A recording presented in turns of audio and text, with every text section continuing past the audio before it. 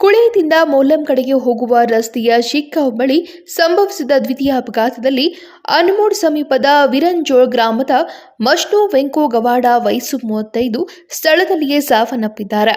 ಮಷ್ಣು ಗವಾಡ ಹಲವು ವರ್ಷಗಳಿಂದ ಗೋವಾ ರಾಜ್ಯದಲ್ಲಿ ಗವಂಡಿ ಕೆಲಸ ಮಾಡುತ್ತಿದ್ದ. ಅವರು ಕೆಲಸದ ನಿಮಿತ್ತ ಮೋಲಂ ಕಡೆಗೆ ತೆರಳುತ್ತಿದ್ದಾಗ ಮಹಾರಾಷ್ಟ್ರದಿಂದ ಕುಳೆಯ ಕಡೆಗೆ ಬರುತ್ತಿದ್ದ ಕಾರು ಚಾಲಕನ ನಿಯಂತ್ರಣ ತಪ್ಪಿ ಮೊದಲು ರಸ್ತೆಯ ಕಡೆಯಿಂದ ಫೋನ್ನಲ್ಲಿ ಮಾತನಾಡುತ್ತಿದ್ದ ವ್ಯಕ್ತಿಯ ಬೈಕ್ಗೆ ಡಿಕ್ಕಿ ಹೊಡೆದಿತು.